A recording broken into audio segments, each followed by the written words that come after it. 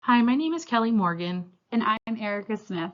Today we're going to talk to you about preparing your child for the Georgia Milestones Assessment. The first thing we're going to talk about are ways that you can help your child study at home. We recommend spending 10 to 20 minutes a day reviewing with your child. In each of the newsletters in 3rd through 5th grade, there are optional workbook pages that students can complete at home, and these are great to help your child review skills that have been taught throughout the year to help them prepare for the milestones. Another thing that you can do is ask your child to write at home. When you ask your child to write, it can be about anything. Just the act of writing down their thoughts for a continued amount of time is great practice. Lastly, you can have your child do I Ready at home. This promotes them practicing their current developmental skills and previous skills that they've learned in class. And one of the reasons the county promotes I Ready is that the lessons are aligned with the Georgia milestones and the standards we teach. Admin and teachers are always meeting in professional learning communities to analyze the data, and we have found a direct correlation between scoring a level 4, which is the highest on Georgia milestones, and passing a high number of I Ready lessons. You can monitor this all year by logging onto your child's account in ClassLink and looking at their progress and their completed lessons. Now we're going to talk about how we can go into the Georgia DOE resources for the Georgia milestones. If you scan this QR code, it will take you straight to the page where you can access different resources, even practice tests for your kids to take. All of these resources are free and a great way to study for the milestones. On this slide, you'll see the exact directions on how to access the online platform. Again, if you go to the study guide or even the practice test, they are really helpful in seeing not only the types of questions that the kids have, but also the different types of technology enhanced questions where they sometimes have to drag and drop or make graphs, lots of different types of questions.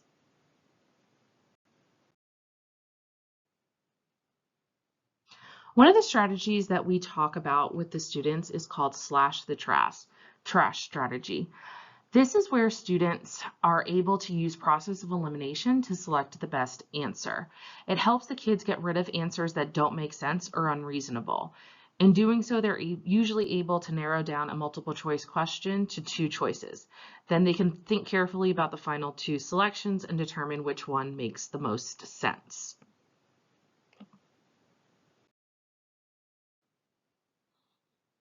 Here is just an example of using the strategy.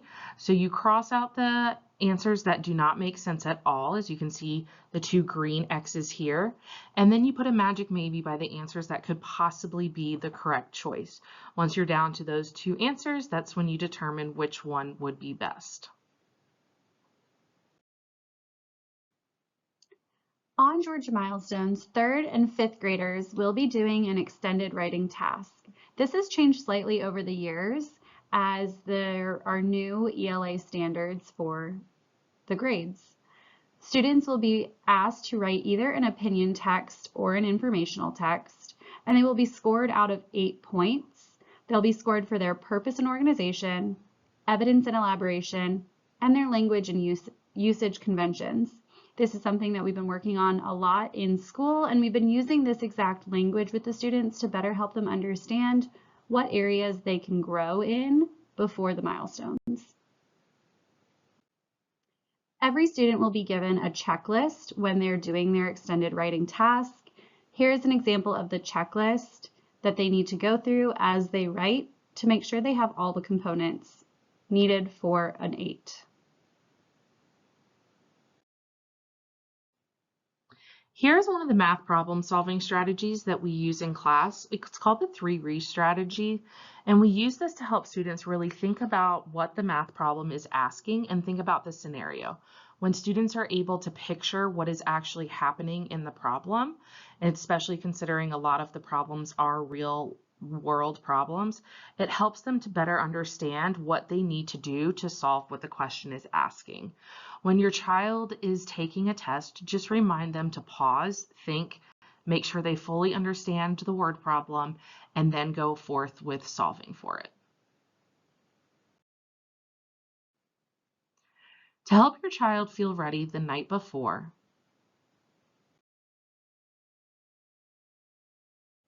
you want to make sure that they have a good dinner, get a good night's sleep, eat a healthy breakfast in the morning, and simply encourage them to do their very best. We want children to be calm and ready to focus to do their best work. And on the day of the test, all that you can do is really encourage your child and tell them to take their time and do their very best, that they got this, they've worked really hard all year, and now is their time to shine. The students are totally ready and they've been working all year towards this goal. If you have any questions, please reach out to your child's homeroom teachers and they will be able to help assist you with answering any questions you may have.